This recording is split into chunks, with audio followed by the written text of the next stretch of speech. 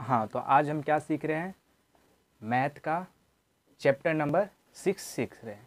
Chapter number 6 का नाम क्या है, एंगल्स। ठीक है, एंगल का फॉर्मेशन कैसे होते हैं और एंगल्स को मेजर कैसे की जाती है वो देखने वाले। ठीक है, जब टू लाइंस आपस में इंटरसेक्ट करती है तो क्या एंगल्स की फॉर्मेशन होता है। ठीक है, जब टू लाइंस आपस में इंटरसेक्ट करेगी, ठीक है, जब दो लाइंस आपस में एक दूसरे को प्रतिच्छेदित करती है तो किसका फॉर्मेशन करते हैं, एंगल्स का फॉर्मेशन होता है। ठीक है, किसका फॉर्मेशन होता है, एंगल्स का फॉर्मेशन होता है। एंगल्स को मेजर कैसे की जाती है, डिग्री में की जाती है। तो हम ज़्यादा डीप में नहीं जाएंगे, ये 5th स्टैंडर्ड है तो उसी के हिसाब से आपके बुक में जितना दिया है उसी के अकॉर्डिंग एंगल्स के बारे में जान लेते, जो है राइट एंगल, ऑब्ट्यूज एंगल और एक्यूट एंगल। ठीक है, पहला कौन सा सीखेंगे, right angle. Right angle, right angles को एक और नाम से जानते हैं जिसे बोलते हैं 90 डिग्री। ठीक है, यहाँ पे जो डिग्री है ये डिग्री, इसी को डिग्री बोलते हैं, ये जो डॉट है ऊपर उसी को डिग्री बोलती है। 90 डिग्री, राइट एंगल को 90 डिग्री भी कहते हैं। ओके, दूसरा हम क्या सीखने वाले हैं, एक्यूट एंगल। क्या होता है, एक्यूट एंगल्स। ठीक है, और तीसरा हम क्या सीखने वाले हैं, obtuse angle. Okay, obtuse angle. Obtuse angle और एक्यूट एंगल्स और right angle. Right angle 90 degree, angle 90 degree से लेस देन होता है। ऑब्ट्यूज एंगल क्या होता है, 90 डिग्री से ग्रेटर देन होता है। ओके, ऑब्ट्यूज एंगल वो राइट एंगल्स दिखते कैसे हैं। ठीक है, उसे हम बनाने की कोशिश करेंगे कि राइट एंगल दिखते। सबसे पहले हम क्या करेंगे, रूलर का यूज करेंगे। ठीक है, रूलर का यूज करके एक बेस बनाना है। क्या फॉर्मेशन करनी है, बेस फॉर्मेशन करनी है। ओके, अपने मर्जी से लेंथ लेनी है। ठीक है, ओके, यहाँ पे हम 90 डिग्री का फॉर्मेशन कर रहे हैं तो इस तरीके से एक रे बनाना है। ये क्या है, रे है, ये लाइन पे एरो, ये रे। ठीक है, इस पॉइंट पे प्रोटेक्टर के मिडल लाइंस को रखना है। ठीक है, इस तरीके से जो अभी मैंने रे बनाया है वो जो इस प्रोटेक्टर पे, ये जो प्रोटेक्टर का ये जो लाइन्स है, ठीक है, ये जो लाइन है प्रोटेक्टर पे, इसके एकदम पैरेलल होने चाहिए। ठीक है, पैरेलल मीन्स एकदम उसी पे होने चाहिए, 0 डिग्री का एंगल्स बनानी चाहिए उस पर। ठीक है, ओके, और यहाँ पे स्ट्रेट 90 डिग्री का पॉइंट को मैच करना है और ये किसका 90 डिग्री का फॉर्मेशन करा है। 90 डिग्री को रिप्रेजेंट करने के लिए इस एंगल का साइन यूज, ये एंगल का साइन यूज किया जाता है। ठीक है, ये 90 डिग्री को रिप्रेजेंट करता है। एक्यूट एंगल क्या है, लेस देन 90, मतलब ये 90 डिग्री जो फॉर्मेशन करी है लाइन, अब ये जो ये लाइन और ये लाइन, इनिशियल आर्म, इसका नाम दे देते हैं एंगल का ABC। ठीक है, ये जो BC आर्म है, ठीक है, वो अब एक AB के नज़दीक आते जाएगा एक्यूट एंगल में। ओके, तो एक्यूट एंगल क्या होगा, हमेशा 90 से लेस होगा। क्या होगा, 90 से लेस होगा।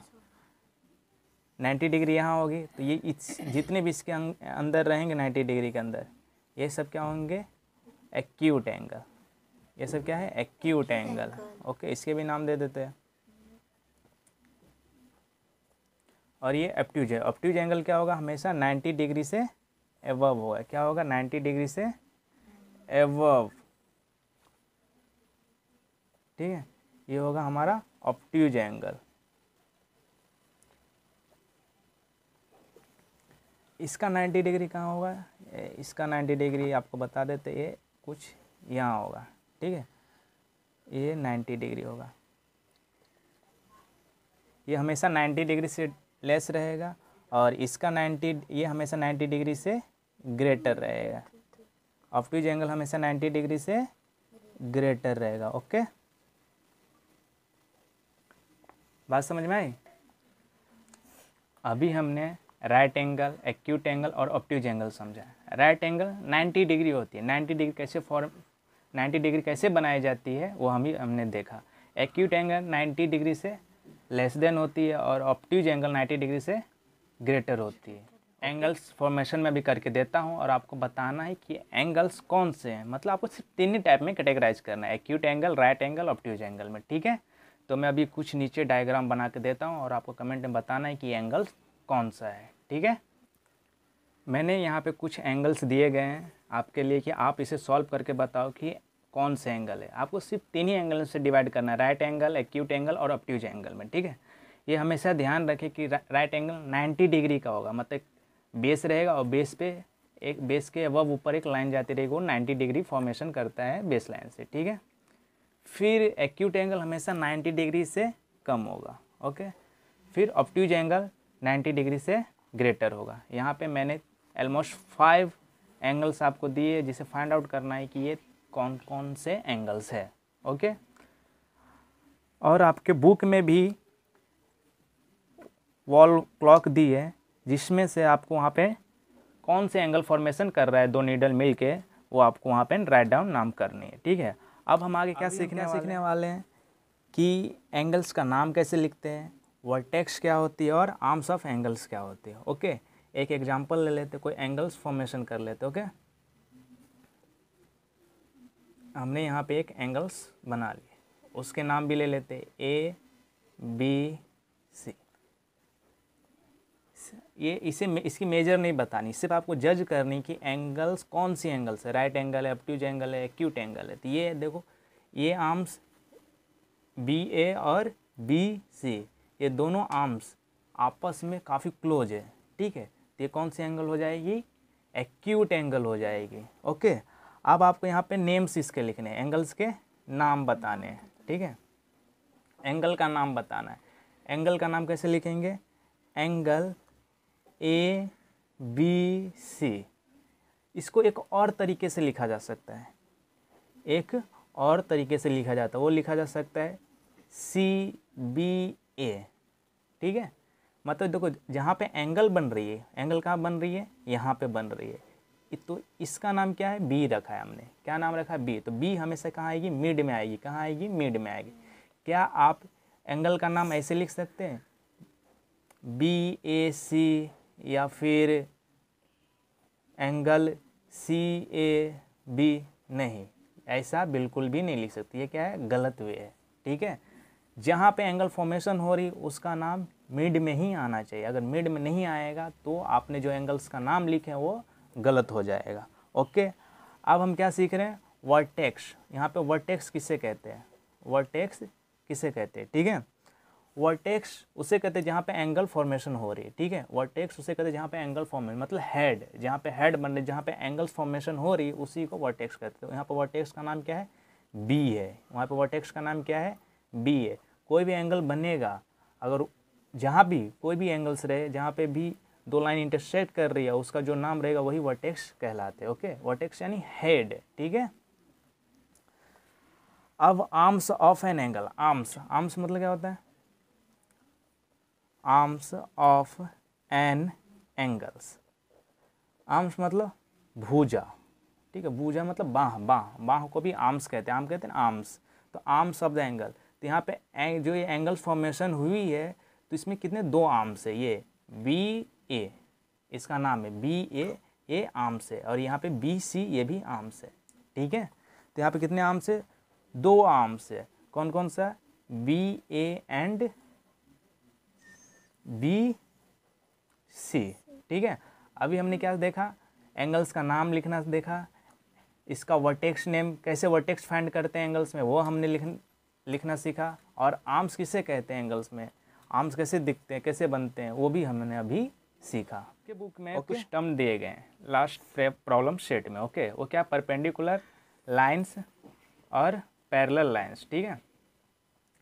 पैरेलल लाइंस, ये परपेंडिकुलर लाइंस और पैरेलल लाइंस होता क्या है, ठीक है। परपेंडिकुलर लाइंस मतलब एक बेस रहेगा और बेस पे क्या होगा, 90 डिग्री का फॉर्मेशन होगा। किसका फॉर्मेशन होगा, 90 डिग्री का फॉर्मेशन होगा, ओके। तो उसे पैरेलल लाइंस कहते हैं, सॉरी परपेंडिकुलर लाइन कहते हैं। क्या कहते हैं, परपेंडिकुलर लाइंस कहते हैं, ठीक है। मतलब जो आपने राइट एंगल देखा है उसी को परपेंडिकुलर लाइन कह सकते हैं, ठीक है। ये परपेंडिकुलर, यहाँ पे जो बेस है उस पर एक 90 डिग्री का एंगल फॉर्मेशन हो रहा है, इसलिए परपेंडिकुलर लाइंस ये है, ठीक है। अब पैरेलल लाइंस क्या होता है? जो नोटबुक में लाइनिंग होती है, आप हिंदी के नोटबुक देखते हो कोई भी, उनके बीच का डिस्टेंस हर जगह सेम होता है। क्या होता है? हर जगह सेम होता है, ओके। उसी को पैरेलल लाइंस कहते हैं। क्या कहते हैं इसको? पैरेलल लाइंस कहते हैं। ये जो है डिस्टेंस क्या है, ये सेम हो गई, ओके। ये जो डिस्टेंस है वो हर जगह क्या होगी? सेम होगी, उसी को पैरेलल लाइंस कहते हैं। समझ में? तो पैरेलल लाइंस और परपेंडिकुलर में आपका डाउट क्लियर हो गया। तो अब यहाँ एंगल डिग्री में दी गई है और उसके अकॉर्डिंग आपको क्या करना है? एंगल फॉर्मेशन करनी है। समझ में आई बात? तो एंगल कैसे फॉर्मेशन की जाती है वो एक एग्जांपल पे देख लेते कि एंगल कैसे बनाई जाती है। सपोज हमें 60 डिग्री का एंगल फॉर्मेशन करनी। कितने? 60 डिग्री का एंगल प्रोटेक्टर का यूज करेंगे, ठीक है। ये प्रोटेक्टर, उसको पहले समझ लेते प्रोटेक्टर होता क्या है। यहाँ पे ये देखो, इधर से भी 0 से स्टार्ट की गई है और इधर से भी 0 से स्टार्ट गई। तो इसके मतलब ऐसा क्यों है? मतलब इधर से भी 0 स्टार्ट, इधर से भी 0 स्टार्ट की गई है, ठीक है। तो अभी इसका हम यूजेस देखने वाले हैं। तो सबसे पहले क्या करेंगे? एक बेस लाइन खींचेंगे। क्या करेंगे? 60 डिग्री एंगल बनाने के लिए एक बेस लाइन खींचेंगे, ओके। एक बेस लाइन खींचेंगे। इसे पेंसिल से इंस्ट्रक्शन पेपर में जैसा इंस्ट्रक्शन दिया होगा, टीचर जैसा इंस्ट्रक्शन दिया हो उसी के अकॉर्डिंग बनाएं, ओके। तो हम एक बेस लाइन ड्रॉ करेंगे, ठीक है। बेस लाइन ड्रॉ करने के बाद एक एंड पे एरो का साइन बना देना है, एक एंड को ऐसे ही छोड़ देना है, ठीक है।